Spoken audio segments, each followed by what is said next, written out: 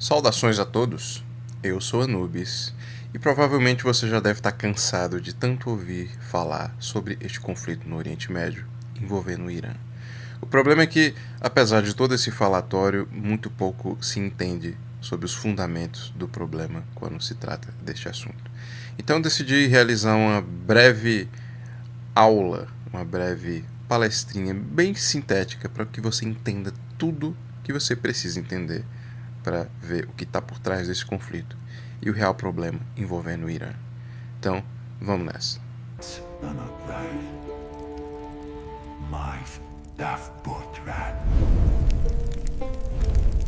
Eu criei essa breve apresentação aqui para explanar para vocês da maneira mais sintética possível o que envolve toda essa questão relacionada ao Irã. Então vamos lá. Da antiguidade até a formação da identidade persa. Veja, isso aqui é o Oriente Médio. E isso aqui é o Oriente Médio. Essas delineações aqui são desenhadas em função da expansão máxima do Império Persa na Antiguidade. Por quê? Como vocês podem ver aqui, está escrito Pártia, é dessa parte aqui, curiosamente o nome se parece bastante, né? Pártia com parte. É aqui que os partas, um povo da Antiguidade, conseguiu crescer, ganhou uma proeminência, e conquistou toda esta parte aqui oriental do Oriente Médio, aonde hoje fica o Irã. Notem que existem vários povos aqui. Por exemplo, aqui do lado da Pártia fica a Média. A Média é como os gregos chamavam esta região aqui, onde habitavam os medos. E é por isso que aquelas guerras de invasão do Império Persa ali na Antiguidade, que ficou famosa na obra consagrada aí, Os 300 de Esparta, foram chamadas de Guerras Médicas, ou Guerras Médias, porque os medos, a maior parte, veio para cá e invadiram aqui a Grécia, nas guerras medo-persas, né? Também tem um outro povo bem aqui, chamado Elam. E eu não sei se vocês já ouviram esse nome da Bíblia, mas era aqui que habitavam os Elamitas, que eram um povo da antiguidade que também hoje compõe o que a gente entende aqui por Irã. Então existem vários nomes aqui. Isso aqui novamente é um recorte do Império Persa na sua extensão máxima na antiguidade. Aqui está a Babilônia, aqui está Israel, Canaã ou Palestina, ou como você quiser. Mas é importante entender todo este contexto aqui para a gente entender o que é o Irã, como ele surgiu e quem é ele hoje. Outra coisa que eu esqueci de falar, mas já evidenciando aqui, que é muito interessante aqui, como vocês podem ver, esta área aqui mais a oeste do Irã se chama Ária. Era aqui que os indianos também chamavam de Aryavarta, ou seja, o reino dos Árias ou dos arianos. É exatamente aquele conceito que surgiu em torno de uma certa turma que tinha um bigodinho estranho na Alemanha, sabe? Que gostava de umas cruz em formatos de suástica diferentes. O mito daquela galera remetia exatamente a esta área aqui. Eles se sentiam herdeiros, não sei como, era uma invenção ideológica, evidentemente, de que aqui eram os arianos e eles eram uma civilização que ganhou uma proeminência, enfim, toda uma outra discussão, mas isso aqui fica só a critério de curiosidade. Logo aqui está onde a gente entende o que é hoje, né, o Paquistão, e aqui, bem no extremo oriente, já está a Índia. Mas essa aqui foi a extensão máxima do Império Persa na Antiguidade. Bem, a história do Irã, conhecida antigamente como Pérsia, é uma das mais antigas da humanidade, remontando a cerca de 3.200 anos antes de Cristo, com civilizações como os Elamitas, que eu citei aqui. O primeiro grande império surgiu com os Aquemênidas sobre Ciro, o Grande, que conquistou vastos territórios da Ásia Menor ao Indo, criando o maior império da antiguidade. Essa aqui é a Ásia Menor, que hoje é a Turquia, e o Indo é toda essa região que, como eles chamavam, que fica a leste do rio Indo, que hoje corta o Paquistão pelo meio. Após os Aquemênidas, derrotados por Alexandre o Grande, vieram os Seleucidas, os partos, que resistiram a Roma. Os Sassânidas marcaram o auge pré-islâmico, com o zoroastrismo como religião oficial e florescimento cultural. O Irã é berço de duas grandes religiões que foram mais importantes para a humanidade do que a gente sequer é capaz de conceber. O zoroastrismo, fundado aqui pelo Zoroastro, ou no persa antigo, né, Zaratustra. Zoroastro é a forma como os gregos traduziram esse nome estranho para eles. Esse aqui são dois símbolos dessa religião. Esse aqui, se eu não me engano, é o Faravaha, é um símbolo antigo dessa religião.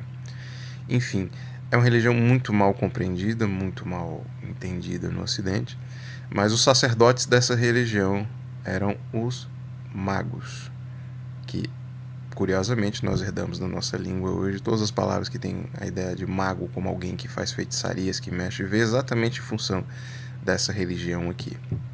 O Irã também foi berço de uma outra religião chamada mitraísmo, que a gente vai falar um pouco mais pela frente, mas não vou aprofundar em nada, isso é um assunto para um outro vídeo. E em 656 d.C., né, os árabes aqui, habitantes dessa região aqui, se uniram em função do Islã, já na Idade Média, né? E os árabes muçulmanos conquistaram o Irã, introduzindo o islamismo xiita, adotado como oficial pelos safávidas em 1501.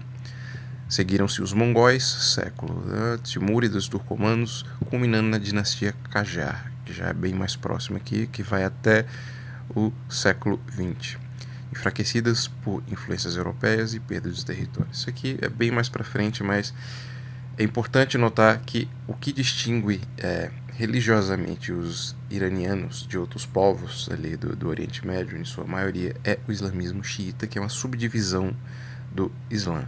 Minoritária, chega a ser 20% da população islâmica, mas a razão pela qual depois de ser invadido pelos árabes, os persas adotaram o islamismo xiita porque ele combina muitos elementos da cultura persa, né?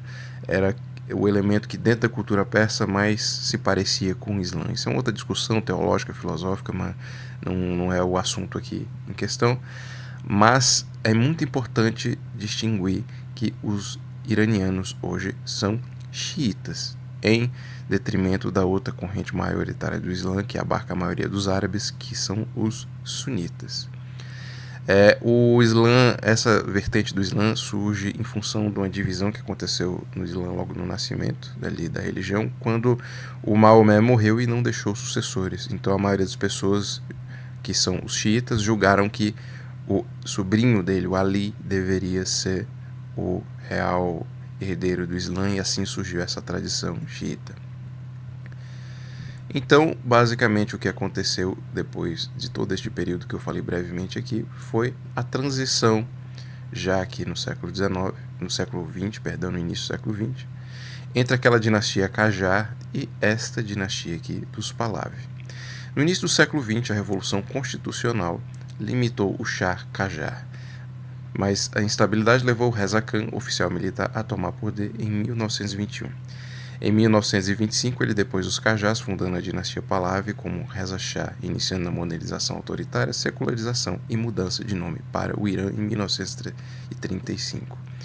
Então o que aconteceu é que, ali naquele contexto do final do século XIX, no auge do imperialismo europeu, o Irã foi muito assediado e pressionado por potências estrangeiras, principalmente a Inglaterra e a Rússia.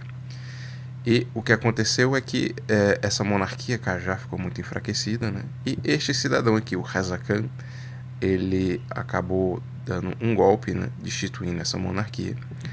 E depois a antiga monarquia, e fundou a própria monarquia, e ele se tornou o novo Shah, o novo rei, o novo imperador. Esse é o título iraniano antigo para rei, né, o Shah, iniciando a modernização autoritária, secularização e mudança de nome para o Irã. Então, basicamente, o que ele faz é criar a dinastia dele e aproximar esse novo país ali sobre a influência, principalmente da Inglaterra. Então, ele toma o poder, seculariza e ocidentaliza o país e se aproxima, assim, da Inglaterra. Então, antes de 1979, o Irã era uma monarquia sob a dinastia Pahlavi, iniciada em 1925 por Reza Shah, esse cidadão aqui, e continuada por seu filho Mohammad Reza Pahlavi, que é este aqui que foi destronado depois pela Revolução Islâmica. O regime promoveu a Revolução Branca com reformas modernizadoras, industrialização rápida, redistribuição de terra, direitos às mulheres. Enfim, o Irã se secularizou e se ocidentalizou muito, né? E os laços estreitos com os Estados Unidos e Israel, financiados pelo petróleo. No entanto, era autoritário. O SAVAK, a polícia secreta, o serviço secreto do país, né, reprimia a oposição com tortura, gerando ódio dos clérigos xiitas, comunistas e nacionalistas contra a ocidentalização forçada e a corrupção. Bem, houve, vamos dizer assim, aos olhos de quem é ocidental, uma profunda mudança no país no sentido de secularizá-lo, industrializá-lo, modernizar, etc. Só que era um regime um tanto fechado e muito autoritário, que meio que se voltou as costas para a população. E apesar de toda essa prosperidade, dessa liberdade, o regime era muito repressor de outros segmentos da sociedade, né? O que acabou é que ele conseguiu ganhar a antipatia desses segmentos da sociedade, que conseguiu destroná-lo, né? Que é, no caso, esse aqui, o Mohammad Reza Pahlavi, como a gente vai ver mais à frente. E acontece essa transição, basicamente. O que eu disse para vocês é que, na antiguidade, a Pérsia tinha a religião zoroastrista, mas também foi berço dessa religião aqui, o mitraísmo. Já entre o século XVIII, ali, com a dinastia Qajar, perceba que a mesma simbologia se preserva, né? O leão com o sol aqui, dando assim um certo aspecto de... Apesar da maioria islâmica, o país tinha uma herança persa distinta. E é isso que preservou e unificou o país como nação, apesar das várias etnias distintas e das outras várias correntes do Islã ali. Essa aqui foi a bandeira que o regime do Reza aí adotou, preservando a insígnia antiga da dinastia Qajar. E essa aqui foi a bandeira que, na verdade, hoje, depois da Revolução Islâmica, o Irã adotou, e eu vou falar de todo o simbolismo de tudo isso aqui depois. O Irã moderno tem raízes em uma monarquia secular pró-ocidente até 1979, quando uma revolução transformou o país em teocracia islâmica, moldando guerras e ambições geopolíticas que persistem até hoje. Esse histórico explica tanto a resiliência do regime atual quanto as fissuras que alimentam a crise de agora, de 2026, né? Então, basicamente isso, o Irã naquela época, ali, até o final dos anos 70, era um país que se ocidentalizou muito, que foi muito influenciado pelos Estados Unidos, que era um forte aliado de Israel, que é o absoluto oposto hoje, né? Então é um país que meio que teve uma elite que forçou muito o país a se voltar para o Ocidente. E era um regime muito corrupto e muito repressor, apesar disso tudo, né? E isso aqui angariou muitos ressentimentos entre todos os outros setores da sociedade, principalmente os muçulmanos xiitas. E entre eles prevaleceu esta figura aqui, que é a liderança da Revolução Islâmica, que é o Khomeini, que é a figura que personificou, que conseguiu mobilizar toda a população para derrubar o regime dos Pahlavi. Em meio a protestos massivos entre 78 e 79, greves no petróleo e exílio do Shah, o Ayatollah Ruhollah Khomeini retornou do exílio e liderou a derrubada da monarquia. Um referendo em abril proclamou a República Islâmica do Irã como uma nova constituição, estabelecendo o guardião jurista, que seria o líder supremo, né, o Ayatollah, acima do presidente eleito, que seria dentro de um regime meio parlamentarista, né, impondo leis xiitas estritas, véu obrigatório, censura, enfim, todos aqueles aspectos do Islã xiita. A crise dos reféns da embaixada dos Estados Unidos, né, entre 79 e 81, rompeu o laço com o Ocidente, consolidando o anti-imperialismo, né. Tem um filme maravilhoso chamado Argo, com o Ben Affleck, que explica direitinho esse episódio aqui que aconteceu, porque como o regime estava caindo e os Estados Unidos era muito próximo ao antigo regime, os manifestantes invadiram a embaixada nos Estados Unidos e criou todo um chabu, todo um problema, e que chancelou meio que a inimizade que você tem até hoje entre os Estados Unidos e essa República Islâmica que surgiu depois dessa revolução, né? Então a bandeira atual do Irã, adotada, né, em 1980 após a Revolução Islâmica, é um tricolor horizontal verde, branco e vermelho com símbolos islâmicos explícitos, que é isto aqui, que eu vou explicar para vocês porque símbolos importam bastante. Significado das cores. O verde superior aqui simboliza o Islã, a prosperidade, o crescimento. O branco central, a paz e a pureza. O vermelho inferior, o sangue e o martírio dos defensores da pátria. Então notem que existe uma simbologia aqui muito própria, que na verdade é uma maneira de ressignificar essa outra bandeira aqui, sem abandonar as origens, né? Símbolos centrais. O emblema vermelho no centro da faixa, esse aqui é uma estilização da palavra Allah, que é Deus, né, em árabe. 4 crescentes, né, que seriam esses símbolos aqui, que são as luas, né, que representam o Islã, mais essa espada aqui do meio, representando os 5 pilares do Islã e ecoando os símbolos persas como uma tulipa, que simboliza o martírio, né? Então é uma simbologia muito própria do xiismo, do Irã, enfim, só que adaptada para esse novo regime, né? E a palavra Allahu Akbar, que em árabe é Deus é grande, né? Escrita 11 vezes em cada borda, verde, branco e vermelho. E aqui embaixo, né, são essas listras aqui, onde está escrito Allahu Akbar no idioma, aqui no alfabeto cúfico, né? Apesar de ser em árabe, né? Que é bem distinto, bem estilizado. Eu me recordo que quando eu estava no ensino médio, houve um sorteio para várias pessoas da turma fazerem as bandeiras dos países na aula de artes. E eu lembro que teve uma turma que, um grupo de pessoas que ficou incumbido de reproduzir essa bandeira aqui com cartolina. E o pessoal conseguiu fazer isso aqui e eu fiquei de cara na época. Eu nunca vou esquecer isso, porque isso aqui é bem complicado de se fazer. Fico imaginando em cartolina como é que o trabalho que não deu, né? Então é isso, o alfabeto cúfico marcando a vitória da revolução no calendário persa, né? Ela simboliza a teocracia xiita, substituindo a bandeira monárquica, que é o símbolo dos Qajar, né?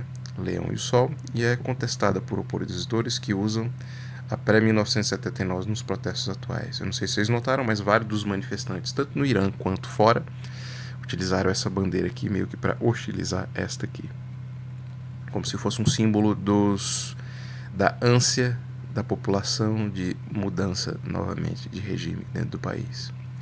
E isso aqui são as duas figuras que representam esses dois regimes, esses dois sistemas, né? Esse aqui é o Pahlavi, que foi destituído, que fugiu do país para não ser morto.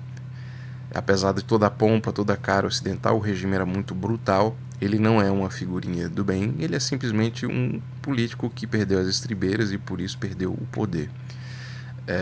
Muita gente vê, mas é mais uma propaganda ocidental, né? Essa figura aqui só pelos aspectos positivos, mas a verdade é que ele perseguiu, matou muita gente. Existem ali imagens nos anos 70 dele fazendo festa no meio do deserto, enquanto o povo passava necessidade. Enfim, é um regime fechado em si mesmo, que não ouviu as demandas populares e por isso que acabou caindo.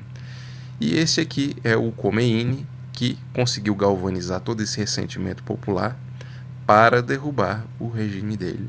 E conseguiu isso em 1979, criando este novo regime aqui. O problema é que quando o Khomeini toma o poder e os revolucionários tomam o poder no Irã, qual a primeira coisa que acontece? Uma guerra entre o Khomeini e esta figura aqui que vocês conhecem muito bem, que é o Saddam Hussein. Guerra Irã-Iraque, 1980 a 1988. Notem que ela toma praticamente os anos 80 inteiro, né? Logo após a Revolução, Saddam Hussein invadiu o Irã, né, em setembro de 1980, explorando o caos interno iraniano, disputando o Shahat al-Arab e temendo a exportação xiita. Durou 8 anos com 1 milhão de mortos. Uso de armas químicas pelo Iraque, que foi apoiado pelo Ocidente, né? E onda humana, que era uma estratégia do Irã, de simplesmente mandar uma penca de gente para ir lutar no fronte e se martirizar e morrer, enfim. E terminou num impasse com essa resolução aqui da ONU. Por que o Saddam Hussein fez isso? Porque ele sentiu medo. A segunda maior população xiita do Oriente Médio, curiosamente, é o Iraque. Então o que aconteceria se este país aqui, gigantesco, muito maior, muito mais poderoso, conseguisse fortalecer no poder e exportar-se essa tal Revolução Islâmica? É que a maioria da população iraquiana aqui, que também tem sua maior parte, a segunda população maior do Oriente Médio, né, de xiitas, ia se sentir tensionada a se unir ao Irã. E também existe apesar do Iraque ser de maioria árabe, né, aqui embaixo no Irã, nessa parte aqui próximo ao Kuwait, existe uma grande maioria árabe, embora dentro de um país persa, né? E toda essa insegurança e o receio do Saddam de tudo isso acontecendo, né, levou ele de preemptivamente a invadir o Irã com medo, né, com assim, o sentido estratégico de tentar debelar essa revolução logo no início, né? Todos os aliados, Estados Unidos e Israel, todo mundo apoiou o Iraque para que ele lutasse contra o Irã no sentido de debelar a revolução. Só que, como vocês viram, a guerra acabou no impasse. O Saddam saiu extremamente endividado do conflito, o que levou ele a querer depois, como ele não tinha dinheiro, apesar de todo o petróleo, a invadir este país aqui, que é o Kuwait, que levou à Guerra do Golfo. Ele simplesmente queria tomar as reservas de petróleo do Kuwait, anexar o país, para ganhar dinheiro, para compensar todo o custo da guerra, né? Acabou que ele também não conseguiu, o regime ficou arrasado e, curiosamente, logo depois de algumas décadas, né, os Estados Unidos invadiu o Iraque nos anos 2000. O que é muito curioso no sentido estratégico, porque o que acontece é que, na verdade, os Estados Unidos acabou destruindo aquele país que seria o predador natural do Irã. O Iraque serve aqui meio que como um tampão, né, impedindo o Irã de projetar poder aqui no resto do Oriente Médio, né? Então, uma grande estupidez estratégica, né? Na época que aconteceu a invasão do Iraque, e também, curiosamente, aconteceu aqui a invasão do Afeganistão, a liderança do Irã ficou empolvorosa porque viu nisso um gesto de que os Estados Unidos invadindo o Iraque, invadindo o Afeganistão, o próximo naturalmente seria ele aqui. E, curiosamente, isso nunca aconteceu. Curiosamente, está acontecendo agora, né? Ironias da história e da geopolítica. Aqui é um mapa mais ou menos do conflito, de onde aconteceu. Notem que se deu exatamente after a fronteira dos países. A parte verde aqui delimitou o máximo da invasão que o Irã conseguiu fazer do Iraque, né? E aqui o limite da invasão que o Iraque conseguiu fazer no Irã. Esse conflito simplesmente não tinha como acabar de outra forma, uma vitória, porque esta região aqui é muito montanhosa. Existe uma cordilheira aqui chamada Zagros, que inviabiliza o Irã praticamente de ser invadido, porque ele tem defesas naturais muito fortes, né? Curiosamente, os únicos povos que conseguiram invadir o Irã mesmo foi o Alexandre o Grande, foi os árabes, né, na Idade Média ali, o que fez o Irã se tornar islâmico, e os mongóis ali também em outro período na Idade Média, né? Ou seja, o país mesmo só foi invadido 3 vezes por causa dessa complexidade geográfica aqui, né? E agora, depois de todo este tempo, a guerra que o Irã enfrenta agora. Qual é a realidade aqui do Irã depois de todo este período aqui? Os conflitos proxies modernos. O apoio às milícias Hezbollah, Hamas, Houthis contra Israel e Estados Unidos, sanções pelo programa nuclear, né, que vem desde 2002, e as tensões no Golfo com os ataques aqui dos petroleiros. Esse mapa aqui ele mostra a diferença religiosa que existe no Oriente Médio entre os sunitas e os xiitas. Os sunitas estão nesse verde de tom mais escuro e os xiitas nesse tom verde mais claro. Então nota que a maioria absoluta aqui do Irã é xiita. Aqui no Iraque há forte presença dos xiitas também, e os xiitas também estão espalhados em vários pontos aqui em outros países onde o Irã tenta exercer influência, né? Então o que aconteceu? Como os Estados Unidos destruiu o país que era o predador natural do Irã, o Irã simplesmente conseguiu projetar aqui dentro do Iraque as suas forças. E ele não conseguiu tanto aqui no Afeganistão, porque o Afeganistão também é muito difícil de se invadir, por causa da região montanhosa. Qual a estratégia do Irã? Financiar os grupos que são xiitas, principalmente aqui ao sul. Aqui no Iêmen ficam os Houthis, que é um grupo étnico que é fortemente apoiado pelo Irã, que o tempo todo ataca aqui Israel. Aqui em Israel, no sul, bem aqui do Líbano, como vocês podem ver, existe uma forte população xiita também, e a forte presença do Hezbollah. Hezbollah é um grupo terrorista que a palavra literalmente significa partido de Alá, né? Hezbollah. Então, basicamente, eles são um grupo apoiado pelo Irã. Como o Irã não pode atacar diretamente Israel, olha o tamanho da distância, eles ficam basicamente mandando mísseis e o Irã fica financiando esses regimes terroristas aqui. Então, o que acontece aqui é um grande impasse, porque existe toda uma população difusa aqui, de diferentes religiões, diferentes etnias, e é isso que faz o Oriente Médio ser tão confuso. Note aqui que o Azerbaijão também tem uma grande população xiita. No antigo passado, o Azerbaijão também já foi parte do Irã, é por isso que tem nessa parte aqui ao norte do Irã, uma grande minoria étnica que é os azeres, né, que é essa etnia que dá nome ao Azerbaijão. Só que na época ali do Império Russo, os russos invadiram aqui o Azerbaijão e meio que laicizaram muito o país. Apesar da maioria xiita, o Azerbaijão não tem esse fervor religioso islâmico, é um país muito secularizado. E aqui países de maioria, de minoria, né, no caso aqui, em relação ao Oriente Médio, né, mas maioria cristã, que é a Armênia e a Geórgia, aqui o Chipre, que já é parte da Europa, né, da União Europeia, e aqui Israel, que é a maioria judaica. A razão do ódio visceral do Irã contra Israel é porque Israel entende... O ódio é mútuo, né? Mas o Irã odeia tanto Israel porque Israel ajudava fortemente o antigo regime pré-revolucionário do Irã, né? E o Irã enxerga Israel como um país falso que está aqui basicamente como um proxy do Ocidente e principalmente dos Estados Unidos. Na prática, eles veem o Israel como uma extensão dos Estados Unidos no Oriente Médio. E esse é o grande elemento que galvaniza toda esta guerra, que para eles tem um fundo religioso. Lá no fundo, os iranianos eles ainda se veem como herdeiros do Império Persa. Então, o que eles querem é exercer poder e influência em toda esta região aqui. Só que isso é meio que galvanizado por esse senso religioso xiita. Então, o que eles querem é exportar a tal revolução islâmica para todos esses países aqui no Oriente Médio. E isso entra em atrito com todos os outros países, e é por isso que o Oriente Médio é tão confuso e caótico, né? Então, qual é o projeto geopolítico do regime iraniano? O Irã busca hegemonia regional via o eixo da resistência, que são todos esses grupos que o Irã apoia, né? Exportar a Revolução Islâmica com os Estados Unidos e Israel, que é o grande Satã na cabeça dele, os Estados Unidos, né? E o pequeno Satã, que é Israel. Usando a Guarda Revolucionária Islâmica, criada em 1979, para treinar os proxies no Líbano, né, que é o Hezbollah. Na Síria, esqueci de falar da Síria porque o regime da Síria caiu, né? Antigamente era o regime do Bashar al-Assad. O Assad acabou caindo porque era uma liderança muito fraca. E note que aqui toda essa região aqui entre a Síria e o Iraque foi o auge do domínio do Estado Islâmico, né? Exatamente porque o Iraque caiu e a Síria também caiu. Todo este caos aqui foi por causa disso. Mas aqui existe uma minoria xiita, mas na Síria existe uma coisa diferente, né? Até o Bashar al-Assad ele era um alauíta, que é uma outra divisão do Islã, mas é mais próximo do xiismo, né? E é por isso que os regimes também eram tão próximos e se ajudavam tanto. Então, eles basicamente financiam com o dinheiro do petróleo todos esses pequenos grupos aqui, e a pretensão deles é espalhar a tal Revolução Islâmica para todo o Oriente Médio. Os objetivos, então, estratégicos do Irã: controle do Estreito de Hormuz, onde passa 20% do petróleo global, que é essa parte aqui, este estreito aqui. 20% do petróleo mundial sai daqui, desta região, que abarca todos esses países aqui, Arábia Saudita, Kuwait, Catar, enfim.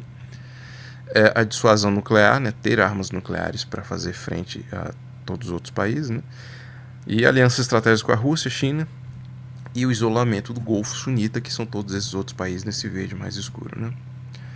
E isso aumenta o regime internamente, né, cria essa narrativa anti-ocidental, mas atrai as sanções, que é a inimizade e as consequências econômicas, né, de todo mundo. E agora, em 2026, os ataques diretos, né, ou seja, o conflito escalou. Esse pano de fundo mostra como um regime teocrático forjado em revolução e guerra prioriza a sobrevivência ideológica sobre a prosperidade, o que agrava a crise atual. Ou seja, os iranianos não estão para brincadeira. Se eles tiverem que levar o mundo para uma guerra mundial, eles vão fazer. E é por isso que o mundo inteiro está nesse impasse agora, né? E nós encontramos o ponto de virada, que foram todos esses incidentes que aconteceram agora em 2026, né? Botando Israel e Estados Unidos de choque com o Irã, ao ponto de que eles conseguiram matar o líder supremo, o Ayatollah Khomeini, que foi o substituto do Khamenei. O Irã vive em 2026 um ponto de virada, uma forte crise interna, economia e colapso, protestos massivos e repressão severa, todas essas manifestações que nós vimos no início do ano de 2026, se combina uma guerra aberta com Israel e os Estados Unidos, criando um cenário de alta volatilidade com risco de implosão do regime, mudança de regime forçado ou um acordo negociado sob enorme coerção, que é exatamente o que nós estamos vendo agora, né? Então, como nós chegamos até aqui? A crise econômica do Irã é profunda, né? Inflação de mais de 40% ao ano, desvalorização extrema do real, que é a moeda deles, né? Falta de água e energia, porque é um país muito seco, muito montanhoso, né? Em meio a sanções ocidentais e forte gasto militar, ou seja, uma crise múltipla dentro do Irã. E é isso que galvanizou os protestos, né? Protestos massivos desde dezembro de 2025, o maior levante popular desde 1979, que mistura revolta econômica, né, com todo esse caos, com as críticas diretas aos líderes supremos, Khamenei, e ao sistema clerical, que é a elite religiosa que manda no país, né? A repressão e o isolamento. Bloqueio quase total da internet, centenas de mortes, dezenas de milhares de detidos, além de condenações internacionais e novas sanções. Ou seja, que a gente não pôde nem ver tudo que aconteceu dentro do país por causa que o regime reprimiu até o compartilhamento dessas informações, né? Bloqueando inclusive a internet. E o conflito militar em 2026 agora, né? Guerra dos Estados Unidos e Irã. Desde 28 de fevereiro de 2026, os Estados Unidos e Israel lançaram ataques coordenados contra o Irã, a Operação Leão Rugidor, Fúria Épica, com alvos militares, nucleares e de comando, incluindo a morte do líder supremo Khamenei, que foi o substituto do Khomeini. Escalada regional, os ataques provocaram contra-ataques simbólicos e operações de drones, mísseis impactando o Golfo Pérsico e o Estreito de Hormuz, deixando a região à beira de uma guerra regional mais ampla. E é por isso que nós estamos vendo um aumento brutal do preço dos combustíveis, porque a região que mais produz petróleo do mundo virou palco de uma guerra insana, né? Então eu pedi para uma inteligência artificial fazer uma previsão para mim, um cálculo estatístico com base em todas as probabilidades que nós temos, né? Então vamos lá. Reforço os cenários, né, futuros mais prováveis. Cenário 1, reforço da ditadura militar, ou seja, o regime vai ficar cada vez mais linha dura. A guarda revolucionária assume ainda mais poder, transformando a teocracia em uma ditadura militar explícita, com menos influência do clero e mais controle direto sobre a economia e segurança. Os prós, né, evita o colapso imediato do Estado e dá continuidade ao aparato de repressão. E os contras, a radicalização interna, maior instabilidade social, risco de guerrilha urbana e prolongamento das sanções. Cenário 2. Implosão ou guerra civil. Se a repressão falhar em sufocar totalmente os protestos e as organizações internas, a guarda, as elites econômicas, todo mundo, começarem a romper com o regime, há risco de colapso do Estado Central e de guerra civil, ou seja, o país se esfacela, né? Elementos favoráveis, coalizão de protestos mais amplas, né? Mulheres, jovens, crianças, enfim, e crise econômica insustentável. E o cenário típico, fragmentação territorial, área sob controle de grupos paramilitares, guerrilhas curdas, árabes, maior penetração de potências regionais, Turquia e Israel, ou seja, o país se esfacela, né? E a transição negociada sob pressão é um outro cenário, né? O regime enfraquecido por guerra, sanções e repressão aceita um acordo humilhante, congelando o programa nuclear, né? A limitação dos mísseis e as concessões políticas em troca de alívio das sanções. Pode vir com uma transição interna, né, com outro líder, né, matando o núcleo repressivo. Cenário intermediário, menos instabilidade interna, menos instabilidade imediata, mais integração ao Ocidente, condicionada a contestações internas por setores mais radicais.